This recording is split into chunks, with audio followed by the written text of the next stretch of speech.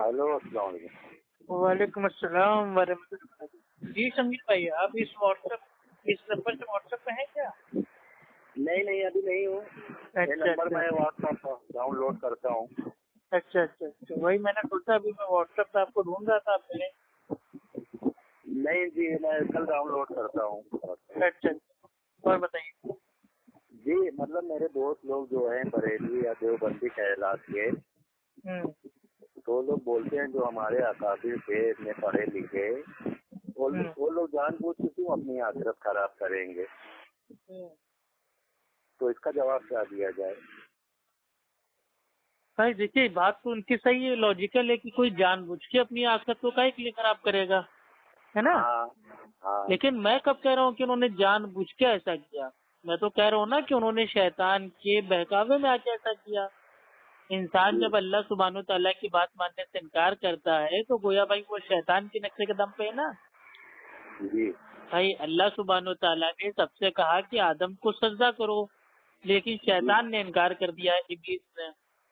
और उसने शैतानी जो उसका जो मंतिक कयास था ना, वो उसने चला दिया कि ऐ अल्लाह, ये जो आदम है जिसको तूने बनाया, ये तो मिट्टी से बना है और मैं तो आग से बना हूँ, और जो आग होती है वो ज्यादा अफजल है, तो मैं काहे के लिए सजदा करूँ, है ना?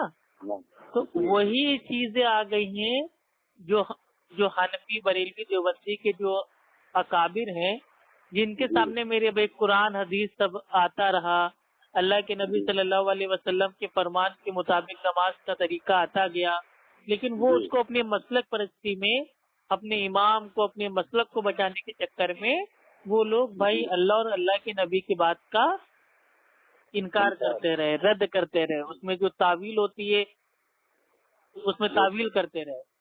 तो ये जो उन्होंने किया है, उन्होंने जानबूझ के नहीं किया, उन्होंने इसलिए नहीं किया कि हमको जहन्नम में डाल दे, उन्होंने इसीलिए किया कि भाई हम कुरान हदीस में तावील कर रहे हैं अपना मसलब को सही साबित करने के लिए, यानी कि हम हक पे हैं। तो उन्होंने जो कुछ किया वो अपने आप को हक पे समझते हुए किया, और उनको ये उम्मीद थी कि हम तो जन्नती हैं। ऐसा हम लोग तो घोषित करते हैं अपने आप को। हाँ, तो मैं तो बोला कि उन लोग को कि 73 फिरके होंगे, जब एक फिरका जन्नती तब होगा। मैं आपको छोटी सी मिसाल दूं, ठीक है? मिसाल ये है कि जैसे अभी आपको दोनों की मिसालें देते हैं, बरेलवियों की भी देवबंदियों की, कि कहाँ पे उनके अकाबिरों से, उनसे कहाँ पे क्या मेरे भाई दीन इस्लाम में जाती हो गई, उनसे अल्लाह और अल्लाह के नबी का जाने अनजाने में उनसे इनकार हो गया, कुफ्र हो गया।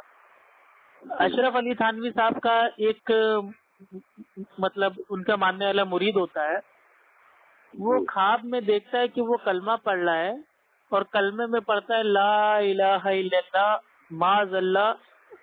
ठीक है, अब हम अपने मुंह से क्या कहें, खैर हम बोल देते हैं अशरफ अली थानवी, ठीक है, रसूलुल्लाह। तो ये वो माज़ल्ला ख्वाब में बोलता है। फिर उसी वाक्य में आता है कि जब ख्वाब से बेदार हुआ तो बेदारी में भी, यानी कि जागने के बाद भी उसके मुंह से यही बार बार निकल रहा था ला इलाहा इल्लल्लाह और माज़ल्ला अशरफ अली थानवी। ठीक है, तो अशरफ अली थानवी के नाम का उसने कलमा पढ़ा। अब जब वो अशरफ अली थानवी की बारगाह में जब वो अगली बार आता है, पेश होता है, तो वो कहता है कि मेरे साथ तो ऐसा ऐसा मसला हो गया, और मेरे मुंह से ला इलाहा इल्लल्लाह मोहम्मद रसूलुल्लाह की जगह आपका नाम निकल रहा था कि ला इलाहा इल्लल्लाह और अशरफ अली माज़ल्ला रसूलुल्लाह। तो अब अशरफ अली थानवी साहब को यहाँ पे उसको टोकना चाहिए था, टोकना ये चाहिए था, क्योंकि जो ख्वाब होते हैं वो मेरे पे हदीस पाता है बुखारी शरीफ की, जो ख्वाब होते हैं वो होते हैं भाई 3 टाइप के। एक होते हैं अल्लाह की तरफ से, एक होता है भाई शैतान की तरफ से, एक होता है भाई वो नफ्सियाती, यानी कि साइकोलॉजी। ठीक, तो जिस ख्वाब को देख के बंदा खुश होता है वो ख्वाब होता है अल्लाह की तरफ से, जिस ख्वाब को देख के भाई वो मतलब एकदम डर जाता है तो वो ख्वाब होता है शैतान की तरफ से, और जो वो बेचारा दिन भर देखता रहता है, सोचता रहता है, पढ़ता रहता है, वही अगर उसके नींद में ख्वाब में आ जाता है तो उसको बोलते हैं नफ्सियाती ख्वाब। ठीक, लेकिन अशरफ अली थानवी क्या कहते हैं, अच्छा اگر تم نے یہ پڑھا ہے لا الہ الا اللہ اشرف علی خان کے رسول اللہ معاذ اللہ، تو یہ اس چیز کی علامت ہے کہ تمہارا جو پیر ہے یعنی کہ اشرف علی خانوی وہ اللہ کے رسول کے معاذ اللہ طریقے پہ، یہ ان کی تعویل تھی، تعبیر تھی اس کے خواب کی اور بیداری میں جو اس نے جو یہ کلمہ کفر ادا کیا اس کی انہوں نے کیا تعبیر کی کہ تم نے جس کے نام کا کلمہ پڑھا گویا وہ کتاب و سنت پہ آپ کو توبہ کرنا بتانے لگے۔ اب اسی طریقے سے ایک دوسرا خواب آتا ہے، ٹھیک ہے، اشرف علی خانوی صاحب کی جو ایک کتاب ہے، ٹھیک ہے، ملفوظات حکیم الامت، اس میں ایک خواب ہے کہ ایک شخص دیکھتا ہے خواب میں کہ وہ اللہ سبحانہ وتعالیٰ کا جو کلام ہے قرآن ہے اس کے اوپر معاذ اللہ پیشاب کر رہا ہے۔ کیا کر رہا ہے؟ قرآن کے اوپر معاذ اللہ پیشاب کر رہا ہے، یہ وہ اپنے خواب میں دیکھتا ہے۔ اب وہ اگلے دن دوڑا دوڑا آتا ہے اور باقاعدہ محفل میں پوچھتا ہے ارے میں نے تو ایک ایسا خواب دیکھا کہ میں کیا بیان کروں، کہیں اس کو بیان کرنے سے میں اپنے ایمان سے ہاتھ نہ اپنا دھو بیٹھوں، ایمان سے خالی نہ ہو جاؤں۔ تو بھائی عالم مولانا لوگ پوچھتے ہیں ارے ایسا کیا دیکھ لیا؟ تو وہ یہ کہتا ہے کہ میں نے خواب میں دیکھا کہ میں اللہ سبحانہ وتعالیٰ کا جو کلام ہے جو مطلب اس کے اوپر معاذ اللہ مطلب بھائی وہ پیشاب کرنا ہے، ٹھیک ہے۔ اب اپنے کو تو یہ بولنے میں بھی مطلب بھائی زبان اتنا مطلب بھائی سوچ نہیں سکتے کہ ہم کیسے بولیں، سوچنا تو دور کی بات ہے، بولنا نہیں پسند ہے کہ معاذ اللہ کوئی قرآن کے اوپر پیشاب کر رہا ہے، ٹھیک ہے۔ اب مولوی صاحب اس کے خواب کی تعبیر کیا کہتے ہیں بڑا اچھا خواب ہے، اور آگے کیا کہتے ہیں اس خواب کی تعبیر یہ ہے کہ تمہارا بیٹا پیدا ہوگا اور وہ حافظ قرآن ہوگا، نعوذ باللہ۔ اب بتائیے یہ ہے خوابوں کی تعبیر۔ اب اگر وہ جو مولانا صاحب ہے ان کی جگہ اگر بھائی ہم ہوتے اور میرے سامنے کوئی آتا ہے کہتا ہے افو بھائی یار ہم نے خواب میں دیکھا کہ بھائی معاذ اللہ میں تو مطلب بھائی جو قرآن ہے اس کے اوپر بھائی میں پیشاب کر رہا ہوں، تو میں اس کو بتاتا بھائی یہ خواب یہ شیطان کی طرف سے تھا، اور کبھی بھی اس طریقے کے خواب آئے برے خواب آئے تو کبھی کوئی کو نہ بتاؤ، اور اگر ایسا خواب آئے تو اچانک اگر اٹھ جاؤ تو بھائی اپنی جو کروٹ ہے اس کو چینج کر لو اور تھو تھو تھو بول کے اعوذ باللہ من الشیطان الرجیم پڑھ کے شیطان سے اللہ سبحانہ وتعالیٰ کی پناہ مانگو، ٹھیک ہے، بس اعوذ باللہ پڑھ لو اور کروٹ بدل کے سو جاؤ۔ یہ خواب 100% یہ شیطان کی طرف سے ہے، کیونکہ یہ اچھا خواب ہو ہی نہیں سکتا۔ اللہ سبحانہ وتعالیٰ کبھی کسی بندے سے اپنے کلام کی اپنے قرآن کی توہین کبھی نہیں کرائے گا، نہیں بالکل نہیں، معاذ اللہ کبھی نہیں۔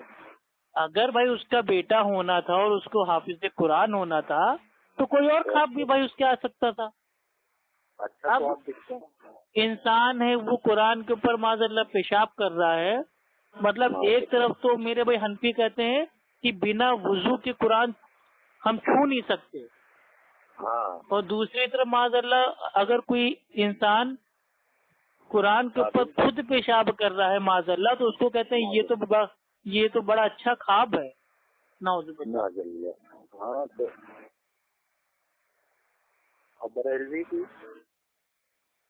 اب بریلویوں کی جیسے میرے بھائی یہ ہے بھائی نبی زندہ ہے، نبی زندہ ہے، نبی زندہ ہے، نبی کو مردہ مت بو، نبی مر کے مٹی میں نہیں ملے، بالکل صحیح بات ہے۔ نبی صلی اللہ علیہ وسلم آپ اپنی قبر میں زندہ ہیں، لیکن وہ جو میرے بھائی جو لائف ہے زندگی ہے وہ برزخ کی زندگی ہے، اس کا شعور نہیں ہے، آپ کی ہماری دنیا سے کوئی لینا دینا نہیں۔ اللہ کے نبی فرسٹ کلاس میرے بھائی زندگی میں ہے، یہ دنیا کی زندگی تو بالکل دو کوڑی کی بالکل سمجھ لو تم بھوکر زندگی ہے، ٹھیک ہے، تھرڈ کلاس زندگی۔ اب ہمارا عقیدہ اتنا اچھا ہے کہ بھائی اللہ کے نبی صلی اللہ علیہ وسلم اپنی قبر میں زندہ ہیں، اور وہ جو میرے بھائی زندگی ہے وہ وہ عالم برزخ کی ہے، اور اللہ سبحانہ تعالیٰ کی طرف سے اللہ کے نبی صلی اللہ علیہ وسلم کو رزق بھائی وہ پہنچا دیا جاتا ہے. اور اس کا ہم کو اور آپ کو شعور نہیں ہے. اور کیسے زندہ ہے یہ سورہ البقرہ سورہ نمبر 2 آیت نمبر 157 میں آتا ہے کہ جو لوگ اللہ سبحانہ تعالیٰ کی راہ میں مارے گئے یا قتل کر دیے گئے ان کو مردہ نہ کہو، وہ زندہ ہیں. لیکن کیسے زندہ ہیں اس کا تم کو شعور نہیں، اس کا تمہیں علم نہیں. تو اللہ نے بتا دیا کہ اس کا علم ہم کو نہیں ہے، اس کا علم صرف اللہ کو ہے، کیونکہ بھائی وہ عالمی برزخ کا معاملہ ہے. اب جو بریلوی لوگ ہیں وہ کہتے نہیں اللہ کے نبی صلی اللہ علیہ وسلم اپنی قبر میں زندہ ہیں، ویسے زندہ ہیں جیسے دنیا میں میرے بھائی زندہ تھے. اب اس باطل عقیدوں کو ثابت کرنے کے لیے اعلیٰ حضرت امام احمد رضا خان صاحب فاضل بریلوی وہ اپنی الملفوظ اعلیٰ حضرت میں صفحہ نمبر 286 پہ اس عقیدے کی مطلب جو دلیل ہے وہ نہ تو قرآن سے دیتے ہیں نہ حدیث سے دیتے ہیں، بلکہ جو ایک پیر ہیں عبد الباقی زرقانی ان کا جو قول ہے اس کو نقل کرتے ہیں، اور معاذ اللہ اتنی بڑی شان میں توہین کرتے ہیں. وہ یہ کہتے ہیں کہ انبیاء علیہ السلام اپنی قبروں میں زندہ ہیں، ان کے پاس ان کی بیویاں پیش کی جاتی ہیں اور وہ معاذ اللہ ان کے ساتھ شباشی معاذ اللہ فرماتے ہیں. اب یہ بتائیے یہ سب جو توہینیں ہوئی، اللہ کے کلام کی توہین ہوئی، اللہ سبحانہ تعالیٰ کے پیارے نبی کا نام ہٹا کے اپنا نام کلمے میں ڈال دینا، اس کی توہین ہوئی. کوئی معاذ اللہ بھائی اللہ کے کلام کے اوپر پیشاب کر رہا ہے تو اس کو اچھا بتایا جا رہا ہے. ٹھیک ہے، کوئی یہ کہہ رہا ہے کہ نبی کی بیویاں قبروں میں آتی ہیں، شباشی ہوتی ہے، لوگ ایسا عقیدہ بنائے ہوئے ہیں. لا الہ الا اللہ اور چشتی رسول اللہ معاذ اللہ، یہ جو میرے بھائی کلمہ آتا ہے یہ آتا ہے حشر 22 میں، اور ایک دوسری کتاب ہے اس کا نام ہے فوائد فریدیہ پیج نمبر 82 پہ کہ ایک شخص آتا ہے معین الدین چشتی اجمیری صاحب کے پاس اور وہ یہ کہتا ہے کہ مجھے آپ کا مرید بننا ہے. تو معین الدین چشتی صاحب کہتے ہیں کہ پڑھو لا الہ الا اللہ چشتی معاذ اللہ رسول اللہ. اب آگے کہتے ہیں کہ یہ کلمہ اس کا عقیدہ جانچنے کے لیے پڑھوایا. اب بھائی عقیدہ جانچنے کے لیے کوئی کلمہ کیا پڑھوا سکتا ہے؟ کیا کبھی ابو بکر رضی اللہ تعالیٰ عنہ نے اللہ کے نبی صلی اللہ علیہ وسلم کے نام کو ہٹا کے کیا کبھی اپنے نام کا کلمہ پڑھوایا کہ پڑھو معاذ اللہ ابو بکر ٹھیک رسول اللہ عمر رسول اللہ علی رسول اللہ؟ نہیں، کسی کی اتنی جرت میرے بھائی آج کی تاریخ تک نہیں ہوئی. لیکن لوگوں نے اشرف علی تھانوی اور یہ چشتی اور سبلی یہ سب کے نام کے کلمے میرے بھائی کتابوں میں موجود ہیں اور چھپتے آ رہے ہیں اور باقاعدہ لوگ اس کو پڑھتے ہیں پڑھاتے ہیں اور اس کا آج تک میرے بھائی دفاع بھی کرتے آ رہے ہیں. تو یہ سب جو ہو رہا ہے تو آپ آتے ہیں واپس آپ کے پہلے سوال پہ کہ بھائی ہمارے بریلوی دیوبندی بھائی کہتے ہیں ہمارے جو اکابر تھے کیا انہوں نے یہ سب جان بوجھ کے کیا؟ تو بھائی نیت تو اللہ سبحانہ تعالیٰ جانتا ہے. انہوں نے ہم ایک اچھے میرے بھائی سوچ سے ہم یہ کہتے ہیں کہ چلو انہوں نے انجانے میں کیا، چلو مان لیا، لا علمی میں کیا، اپنے آپ کو میرے بھائی حق پہ ثابت کرنے کے لیے کیا، اپنے مسلک کو بچانے کے لیے کیا، اپنے جو باطل عقیدے تھے ان کو ثابت کرنے کے لیے ایسا کیا. لیکن چلو پہلے کے لوگ نے جو کیا تو کیا، اب وہ میرے بھائی دنیا سے جا چکے ہیں، ان کا معاملہ اللہ کے پاس ہے. اگر انہوں نے جان بوجھ کے ایسا کیا ہے تو اللہ سبحانہ تعالیٰ ان کو عذاب دے گا. اگر انہوں نے غلطی سے انجانے میں ایسا کر دیا ہے تو اللہ چاہے تو معاف بھی کر سکتا ہے، کیونکہ اللہ سبحانہ تعالیٰ خود قرآن میں کہتا ہے سورہ نساء سورہ نمبر 4 آیت نمبر 48 اور آیت نمبر 116 میں اللہ چاہے تو آپ کے چھوٹے موٹے مطلب جو گناہ اس کو معاف کر سکتا ہے چاہے تو، لیکن شرک کبھی نہیں معاف کرے گا. اور شرک کرنے والوں کے اوپر اللہ سبحانہ و تعالیٰ نے جنت کو حرام کر دیا ہے. بے شک بے شک.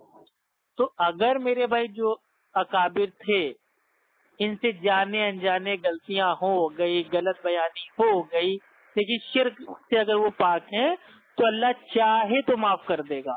چاہے تو کنڈیشن ہے، مطلب 100% نہیں ہے کہ نہیں معاف کرے گا ہی کرے گا، چاہے تو معاف کر سکتا ہے. ٹھیک ہے، اس کی رحمت کے اوپر ہے. ہاں، کیونکہ اللہ کے نبی کی حدیث ہے نا، یہاں کوئی شخص اپنے اعمال کے بدلے میں جنت میں داخل نہیں ہوگا تب تک جب تک کہ میرا رب اس کے اوپر رحم نہ کر دے. تو بے شک اگر کوئی سوچ رہا ہے کہ ہم اپنے اعمال کی بلبوتے جنت چلے جائیں گے تو یہ پاسبل ہی نہیں ہے تب تک جب تک اللہ سبحانہ و تعالی ہم پر رحم نہ کر دے. اللہم اجرنی من النار، آمین ثم آمین. اللہ سبحانہ و تعالی ہم لوگ کو بنا حساب کتاب کے جنت میں جانے والا بنائے، آمین ثم آمین آمین. اب مسئلہ یہ آتا ہے کہ پہلے کے اکابروں نے چلیے مان لیا ہم ان پہ کوئی الزام نہیں لگا رہے، چلیے ان سے غلطی ہو گئی، انہوں نے انجانے میں کر دیا، ہو سکتا ہے اللہ چاہے تو معاف بھی کر دے. مسئلہ ہے آج کے لوگوں کا. ابے آج تو تم لوگ میرے بھائی زندہ ہو، آج تو تم کو پتا ہے کہ جو تمہارے جو اکابروں نے جو باتیں بتائیں، عقیدے بتائے، الٹی سیدھی باتیں اتار کے چلے گئے، آج تو یہ ثابت ہو رہا ہے نا قرآن حدیث کی روشنی میں کہ وہ سب غلط ہے. آج تو ان کو چھوڑیے، لیکن اگر آج والے بھی اپنے اماموں کی، اکابروں کی، علماء کی بات کو پکڑے ہوئے ہیں اور قرآن حدیث کی بات سے ان کے کانوں میں جو نہیں رینگ رہا ہے تو یہ تو جان بوجھ کے ہوا ہے نا، یہ تو انجانے میں ہوا نہیں ہے. نہیں بھائی چلو پہلے کے لوگ تھے بیچارے، نئے نئے تھے، انگریزوں کے دور میں تھے، اس سمے اتنا سوشل میڈیا آپ نہیں تھا، کتابیں بڑی موٹی موٹی تھی، ٹھیک ہے، حدیثیں ساری میرے بھائی لوگ ہو سکتا ہے نہ پڑھ پائے ہوں، چلیے پہلے کے دور میں مانتے ہیں کہ ہو سکتا ہے کسی سے غلطی ہو گئی ہو، لیکن آج تو ہمارے پاس سب کچھ موجود ہے نا. آج تو ہمیں کتابیں بھی نہیں خریدنی ہے، پیسہ بھی خرچ نہیں کرنا ہے، اپنے فون میں ڈاؤن لوڈ کر کے پڑھ سکتے ہیں. سینکڑوں علماء کے میرے بھائی بیان موجود ہیں، ہر مسلک کے علماء کو سن سکتے ہیں، بریلوی، دیوبندی، اہل حدیث، قادیانی، شیعہ، سنی، جس کو چاہے اس کو سن سکتے ہیں. آج تو میرے بھائی تحقیق کرنا بہت آسان ہے. آج کیوں ہم اپنے اکابروں کے پیچھے پڑے ہوئے ہیں؟ اور ہمارے لیے اجر کہتے ہیں قرآن حدیث ہے تو اکابر کے پیچھے پڑے ہیں. یہی سب تو اندھی تکلیف ہے نا. بس دیکھیے جو آپ نے کہا نا یہی تو اندھی تقلید ہے. یہ ایکچوئل میں تقلید تو ہے ہی ہے، ساتھ میں یہ بہت بڑی ان کے لیے ایک طریقے کی تکلیف ہے. اور یہ ایسی تکلیف ہے نا جس کا علاج اس دنیا سے جانے کے بعد ہوگا، وہ بھی جہنم میں. اللہ معاف کرے ان سب کو، اللہ تعالیٰ رحم کرے سب کے اوپر. تکلیف کی تعریف ایسے تو لوگ بیان کرتے ہیں کہ کسی بھی غیر نبی کی بات کو بنا دلیل کے جانے مان لینا، اس عمل کا نام ہے تقلید. تو یہ تو پہلے کی تعریف ہے. آج کے دور کی جو حقیقی میرے بھائی تقلید کی تعریف اگر کوئی پوچھے تو یہ تعریف میرے بھائی باقاعدہ بن سکتی ہے کہ اپنے مسلک، اپنے امام، اپنے جو باطل عقائد ہیں ان کو بچانا اور قرآن حدیث کا رد کرنا، اس عمل کا نام ہے تقلید. بات سمجھ میں آئی؟ بالکل بالکل صحیح. آج کی جو تقلید ہے وہ پہلے کی تقلید سے بالکل الگ ہے. پہلے لوگ تقلید اس لیے کرتے تھے کیونکہ بیچارے جاہل تھے، قرآن حدیث کو ڈائریکٹ نہ وہ پڑھ سکتے، نہ سمجھ سکتے، نہ دور دور اتنے عالم دین سے نہ ان سے میرے بھائی رابطہ کر سکتے، نہ ان سے علم حاصل کر سکتے، نہ ان کو عربی آتی، نہ اردو آتی، نہ ہندی آتی، نہ انگلش آتی، کچھ نہیں آتا. تو پہلے کے لوگ میرے بھائی تقلید کرتے تھے، وہ ایک طریقے کی مجبوری تھی. لیکن اب دھیرے دھیرے ہو گیا ضروری، اور ابھی 4 سال پہلے میرے بھائی ہوگی تقلید واجب ہو گئی. اور ہو سکتا ہے کہ آنے والے 10 سال بعد لوگ کہنا چالو کر دیں کہ نہیں بھائی جو تقلید ہے یہ تو فرض ہے. صحیح بات ہے. تو لوگ کیا ہے قرآن شریف کو ترجمے سے پڑھتے نہیں ہیں، دیکھیے قرآن پڑھنا بہت مشکل ہے، کٹھن ہے، یہ ان حنفی علماء نے اپنی عوام کو بتا رکھا ہے۔ بالکل صحیح بات ہے، جبکہ اللہ سبحانہ و تعالیٰ فرماتا ہے سورہ غالباً اس میں آتا ہے سورہ قمر میں کہ وَيَسَّرْنَا الْقُرْآنَ عَلَى الذِّكْرِ، یعنی کہ ہم نے اس قرآن کو آسان ذکر بنایا ہے۔ تو کوئی ہے اس سے نصیحت حاصل کرنے والا؟ تو قرآن اللہ تعالیٰ کہہ رہے قرآن آسان ہے، مولوی ملا کہہ رہے نہیں بہت کٹھن ہے، اس کو پڑھنے کے لیے 66 علوم ہونے چاہیے، 66 علوم، مطلب جی کا 66 علوم نہ آتا ہو، 6 بھی علوم نہ آتے ہوں تو وہ قرآن کو میرے بھائی غلطی سے بھی اس کو سمجھ کے نہ پڑھے۔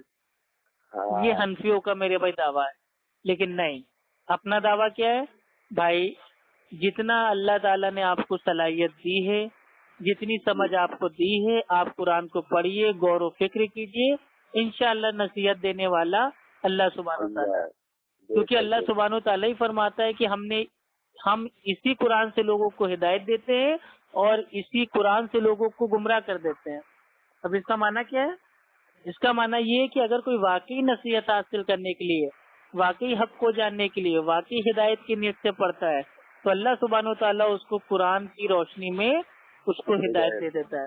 لیکن اگر کوئی قرآن حدیث کو خالی حوالے ڈھونڈنے کے لیے کہ نہیں نبی نور ہے، لاؤ ڈھونڈے پورے قرآن میں کہیں سے نور کی دلیل مل جائے، تو قرآن اگر خالی لوگ اپنے باطل عقیدے کو ثابت کرنے کے لیے حوالے ڈھونڈنے کے لیے پڑھتے ہیں تو اللہ تعالیٰ ان کو اسی قرآن سے گمراہ کر دیتا ہے۔ جیسے نبی نور میرے بھائی نہیں ہے، یہ سارے بریلوی جانتے ہیں، لیکن انہوں نے اب سوچا کہ یار نور والا عقیدہ تو ہم نے بنا ہی لیا ہے، تو اب چلو اس کو ڈھونڈتے ہیں قرآن میں۔ تو پورے قرآن انہوں نے چھان مالا، ان کو کوئی دلیل نہیں ملی، بس ایک آیت ان کو ملی سورہ المائدہ کی آیت نمبر 15 کہ ہم نے ایک نور اور ایک روشن کتاب بھیجی۔ بس دیکھو نبی صلی اللہ علیہ وسلم نور سے بنے ہوئے ہیں، اللہ تعالیٰ خود کہہ رہا ہے کہ ہم نے نور بھیجا، جبکہ میرے بھائی سورہ المائدہ کی آیت نمبر 15 کی جو اہل سنت کی سب سے جو میرے بھائی پہلی اور سب سے اولڈ جو تفسیر ہے وہ ہے تفسیر الطبری، اس میں سورہ المائدہ کی آیت نمبر 15 کی جو تفسیر ہے وہ یہ ہے کہ نبی صلی اللہ علیہ وسلم آپ نور ہدایت ہیں۔ تو نور ہدایت تو ہم بھی مانتے ہیں، اللہ کے نبی صلی اللہ علیہ وسلم کے نبی بننے سے پہلے عرب میں میرے بھائی شرک کا بدعت کا اندھیرا پڑا ہوا تھا، اور جیسے اللہ تعالیٰ نے اللہ کے نبی کو نبوت دی، پورے میرے بھائی عرب میں توحید کی روشنی پھیل گئی، توحید کا اجالا ہو گیا۔ تو آپ تھے نور ہدایت، نور ہدایت کا انکار نہیں ہے، مسئلہ یہ نوری مخلوق کا، کیونکہ اللہ سبحانہ و تعالیٰ فرماتا ہے سورہ الانبیاء آیت نمبر 7 میں کہ ہم نے آپ سے پہلے جتنے بھی پیغمبر بھیجے وہ سب کے سب انسان تھے، بشر تھے، اگر تم کو نہیں پتا تو جاننے والوں سے پوچھ لو۔ تو اللہ تعالیٰ خود کہہ رہا ہے کہ ہم نے جتنے پیغمبر بھیجے سب انسان تھے، بشر تھے، اور اللہ کے نبی خود کہتے ہیں، اللہ کے نبی ایک بار نماز پڑھا رہے ہوتے ہیں تو نماز کی مطلب جو رکعت ہوتی ہے وہ زیادہ پڑھا دیتے ہیں، تو صحابہ کہتے ہیں کہ اے اللہ کے رسول کیا رکعت کیا بڑھ گئی ہے، کیا 4 کی جگہ کیا 5 ہو گئی ہے کیا؟ تو اللہ کے نبی کہتے ہیں کیا میں نے 5 پڑھی ہے؟ تو صحابہ نے کہا کہ ہاں۔ تو اللہ کے نبی صلی اللہ علیہ وسلم فرماتے ہیں کہ میں بھی تمہارے جیسا ایک انسان ہوں، اگر میں بھول جایا کروں تو مجھے یاد دلا دیا کرو۔ اب بتائیے، اللہ کہہ رہے ہیں نبی انسان ہے، نبی صلی اللہ علیہ وسلم خود کہہ رہے ہیں کہ میں انسان ہوں، نبی کی بیویاں اپنے شوہر کو اللہ کے رسول کو انسان مانتی، تمام صحابہ اللہ کے نبی کو انسان مانتے، بشر مانتے، نوری مخلوق کہاں سے عقیدہ میرے بھائی امت میں آ گیا؟ میرا بھی سوال آپ سن لو، مطلب یہ لوگ کیا ثابت کرنا چاہتے ہیں؟ نور بول گیا، علم غیب بول گیا، ان کی سیرت پہ عمل کرنا ہے کہ یہ ڈھونڈنا ہے؟ پہلے یہ بتا دو۔ اصل میں اللہ کے نبی صلی اللہ علیہ وسلم نے حدیث میں فرمایا تھا بخاری شریف کی کہ دیکھو میری شان میں زیادہ غلو نہ کرنا، جیسے عیسیٰ ابن مریم علیہ السلام کے ماننے والوں نے ان کے ساتھ کیا تھا. یعنی کہ شان کو فالتو میں بڑھانے سے منع کیا نبی نے. جو نبی صلی اللہ علیہ وسلم کی حقیقی شان ہے وہی الحمدللہ کافی ہے. اب ہمیں اس میں زبردستی اپنی طرف سے. اب یہ لوگ کیا کہتے ہیں کہ نہیں، اگر ہم یہ ثابت کر دیں گے کہ نبی صلی اللہ علیہ وسلم کو علم غیب تھا تو اللہ کے نبی کی شان زیادہ ہو جائے گی. اگر ہم یہ ثابت کر دیں گے کہ نبی صلی اللہ علیہ وسلم نوری مخلوق ہیں اور اللہ نے اپنے نور سے نبی کے نور کو پیدا کیا ہے تو جو نبی کا مرتبہ ہے وہ زیادہ بڑھ جائے گا. اگر ہم ثابت کر دیں گے کہ نبی صلی اللہ علیہ وسلم اپنی قبر میں ویسے زندہ ہیں جیسے دنیا میں زندہ تھے اور بیویاں پیش ہوتی ہیں اور شباشی ہوتی ہے تو اس سے کیا ہو جائے گا، اس سے نبی کی شان اور زیادہ بڑھ جائے گی. اگر ہم یہ ثابت کر دیں گے کہ نبی صلی اللہ علیہ وسلم اللہ کی دی ہوئی عطا سے ہماری آج بھی مدد کر سکتے ہیں اور یا رسول اللہ المدد کہہ کے اگر ہم نبی کو مدد کے لیے بلائیں گے تو اللہ کے نبی اللہ کی عطا سے ہماری مدد کر سکتے ہیں. تو یہ سب میرے پہ فالتو کے عقیدے بنانے سے اللہ کے نبی کا مرتبہ ہو سکتا ہے بڑھ جائے، لیکن یہ ان کی بھول ہے. نبی کی شان تو ایسے ہی بڑھی ہے. نبی کی شان الحمدللہ وہ کسی کے باطل عقائد کی معاذ اللہ محتاج تھوڑی نہ ہے. ہمارے نبی صلی اللہ علیہ وسلم سب سے اعلیٰ تھے، سب سے اعلیٰ ہیں اور سب سے اعلیٰ ترین رہیں گے. سارے دنیا کی انسانی مخلوق ایک طرف اور میرے پیارے نبی محمد صلی اللہ علیہ وسلم کی پیروں کی دھول ایک طرف. کوئی مقابلہ ہی نہیں کر سکتا ہمارے پیارے نبی محمد صلی اللہ علیہ وسلم کا. آپ تو بے مثال ہیں، آپ کی کوئی مثال نہیں ہے. آپ کے جیسا اخلاق، آپ کے جیسا حسن، آپ کے جیسا انداز، آپ کے جیسا جذبہ، آپ کے ایسا دل، آپ کے جیسا دماغ ساری امت میں تا قیامت تک پیدا ہونے والا جو آخری انسان ہوگا نا وہ بھی نبی صلی اللہ علیہ وسلم کی پیروں کے دھول کی برابری نہیں کر سکتا. جب نبی صلی اللہ علیہ وسلم بول دیے ہیں کہ میرے طریقے سے چلو، تم کے طریقے سے چلنا ہے. اللہ تعالیٰ نے مرتبہ پہلے بڑھا دیا ہے نا. جب اللہ تعالیٰ نے میرے بھائی قرآن میں کہہ دیا کہ میرا نبی وہ سارے جہاں کے لیے رحمت ہے، وہ تو بھائی وہ الحمدللہ بھائی وہ رحمت اللہ عالمین ہے. تو جب رحمت اللہ عالمین ہے، سارے جہاں کے لیے رحمت بنا کے بھیجا تو پھر اب ہم اس میں نوری اور علم غیب اور قبر میں زندہ ہیں اور عطائی مدد کر سکتے ہیں اور بھر دو جھولی میری یا محمد، یہ سب کرنے سے نبی کا مرتبہ کچھ نہیں بڑھنے والا. کیونکہ مرتبہ صرف اللہ سبحانہ و تعالیٰ ہی بڑھا سکتا ہے نبی کا. ہماری کیا اوقات ہے، ہمارا کیا اختیار ہے، ہمارا کیا حق ہے. ہماری کیا اوقات ہے. صحیح بات ہے. پھر ہماری اتنا ہے کہ ان کے طریقے پہ چلنا ہے، ان کی سنت. نبی صلی اللہ علیہ وسلم کو تو اللہ سبحانہ و تعالیٰ نے دنیا میں ہی بشارت دی تھی سورہ الفتح کی آیت نمبر 2 میں کہ بے شک اے نبی ہم نے آپ کے اگلے پچھلے ذنب کو، گناہوں کو، کوتاہیوں کو معاف کر دیا. تو اللہ کے نبی تو بخشے بخشائے ہیں، معصوم ہیں. اللہ نے گارنٹی لے لی کہ اے نبی ہم نے آپ کو معاف کر دیا. اگلے پچھلے جو بھی ذنب ہیں، کوتاہی ہیں، غلطیاں ہیں، کچھ بھی آپ سے ہو گیا ہو یا ہونے والا ہو، سب ہم نے معاف کر دیا ہے. تو جب اللہ نے معاف کر دیا، اللہ نے اللہ کے نبی کو معصوم بنا دیا، سارے جہاں کے لیے رحمت بنا دیا، تو اب ہم فرضی میرے بھائی اپنی عقل سے عقیدہ میرے بھائی گڑھ کے کہے کے لیے نبی کا مرتبہ گھٹائے. اور نبی صلی اللہ علیہ وسلم کا مرتبہ تب تک ہی بڑا ہے جب تک اللہ کے نبی انسان ہے. جہاں اگر کسی نے کہا کہ وہ نوری مخلوق ہے تو گویا معاذ اللہ اس نے اللہ کے نبی صلی اللہ علیہ وسلم کی شان میں توہین کر دی. اب پوچھے کیسے؟ بتائیے. آدم علیہ السلام کو اللہ تعالیٰ نے مٹی سے بنایا اور جو نور سے بنے ہوئے اور جو آگ سے بنی ہوئی مخلوق تھی یعنی کہ فرشتے اور ابلیس، ان سے سجدہ کرنے کو کہا. یعنی کہ نوری مخلوق نے مٹی سے بنی ہوئی مخلوق کو سجدہ کیا، یعنی کہ مٹی سے بنی ہوئی مخلوق وہ سب سے افضل ہے. تو ہمارے پیارے نبی محمد صلی اللہ علیہ وسلم بھی آدم علیہ السلام کی اولاد میں سے ہیں. آپ بھی انسان ہیں، بشر ہیں، مٹی سے بنے ہیں. اگر کوئی کہتا ہے نہیں نوری مخلوق ہے، نور سے بنے، تو گویا معاذ اللہ جو مٹی سے بنی ہوئی مخلوق ہے وہ تو نور سے افضل ہے. یعنی کہ معاذ نبی صلی اللہ علیہ وسلم کا جو مرتبہ تھا کچھ جاہلوں نے باطل عقیدہ بنا کے ان کے مرتبے کو معاذ اللہ کم کر دیا. معاذ اللہ صحیح بات ہے. ان لوگ کو اللہ پاک ہدایت دے. کیا پتا کیا ان لوگ کو عقل ہے کہ نہیں ہے, تو میرے کو سمجھ میں نہیں. سب عقل ہے, سب جانتے ہیں. دیکھیے ان بیچاری عوام کو تو کچھ نہیں پتا ہے, وہ تو بیچاری بھولی باری بھیڑ ہے. جہاں ان کے میرے بھائی جو مالک لوگ ہیں ڈنڈی مار کے ان کو لے کے جائیں گے, وہیں جا کے وہ چارہ بھائی کھائیں گے. عوام تو بیچاری بھولی باری بھیڑ ہے. ان کے جو علماء سو ہیں نا, ان کو سب پتا ہے کہ نبی صلی اللہ علیہ وسلم کو علم غیب کی طاقت ان کے پاس نہیں تھی. یہ سارے عالموں کو پتا ہے. سارے عالم جانتے ہیں کہ نبی صلی اللہ علیہ وسلم ایک انسان تھے, بشر تھے, نوری مخلوق آپ نہیں تھے, نور سے بنے ہوئے آپ نہیں تھے. یہ سب جانتے ہیں. جو اللہ کی صفت ہے دوسرے میں کیوں چپکا رہے ہو بھائی؟ بھائی علم غیب ایک پاور ہے, ایک طاقت ہے جو صرف اللہ سبحانہ و تعالیٰ کے پاس ہے.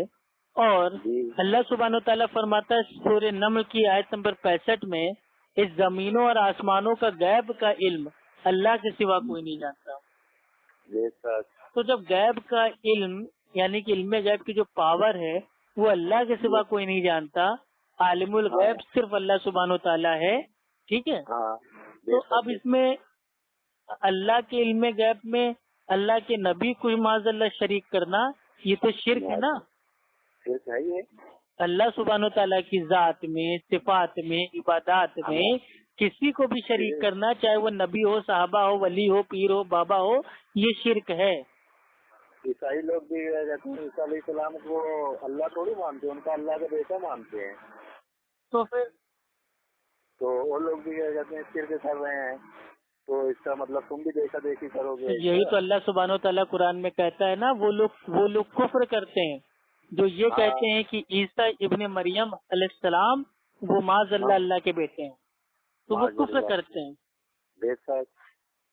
اب مسئلہ یہ دیکھیے بھائی, اپنے کو رات بہت ہو رہی ہے, زیادہ لمبی بات اپنے کو نہیں کرنا ہے. مسئلہ یہی ہے کہ آپ اپنے استر سے لوگوں کو پیار محبت سے دلائل کی روشنی میں ان کو سمجھاتے رہیے. اللہ کے نبی صلی اللہ علیہ وسلم نے فرمایا, بخاری شریف کی حدیث ہے اور حدیث کا نمبر ہے 3461, میرا پیغام تم لوگوں تک پہنچاتا ہو اگرچہ ایک آیت کیوں نہ آتی ہو. تو جتنا آپ کو معلوم ہے اتنا لوگوں تک آپ پہنچا دیجیے, ان کو بتاتے رہیے, ان کی اصلاح کرنے کی کوشش کیجیے. مان جاتے ہیں تو ٹھیک ہے, ورنہ اٹھائیں بستہ ناپے رستہ. اللہ سبحانہ و تعالیٰ فرماتا ہے سورہ البقرہ سورہ نمبر 2 آیت نمبر 256 میں, لا اکراہ فی الدین, دین میں کوئی زبردستی نہیں. تو آپ کو کسی سے زبردستی نہیں کرنی ہے, مار پیٹ نہیں کرنا ہے, گالی گلوج نہیں کرنا ہے. آپ کو خالی جو بات صحیح ہے وہ آپ کو بتا دینا ہے. اب سامنے والے کی اپنی مرضی ہے, مانے تو مانے, نہ مانے تو نہ مانے. ایک بات اور, میں نا آپ جب میرے کو آپ کو یاد نہیں ہوگا, میں سگریٹ بھی پہلے پیتا تھا. آپ جب سے بولے ہیں میں ماشاء اللہ جو ہو گیا 1.5 مہینہ, جی جب سے ہاتھ نہیں لگایا 1.5-2 مہینہ ہو گیا. آپ کو یاد ہے؟ اچھا آپ وہی بول رہے ہیں جنہوں نے ایک بار فون کیا تھا کہ بھائی ہم نشہ کرتے ہیں, سگریٹ پیتے ہیں. ہاں, تو آپ میرے کو بہت سمجھائے تھے, یاد ہے کہ نہیں آپ کو؟ ارے یاد ہے بھائی. جی. چلیے انشاءاللہ اللہ سبحانہ وتعالیٰ یہ جو سگریٹ بیڑی تمباکو ہے اس سے اللہ سبحانہ وتعالیٰ آپ کو آزاد کرے, اور تمام بھائیوں کو بھی اس میرے بھائی جو بری عادت ہے اس سے آزاد کرے. آمین ثم آمین. چلیے بھائی رکھتے ہیں. اوکے, وعلیکم السلام.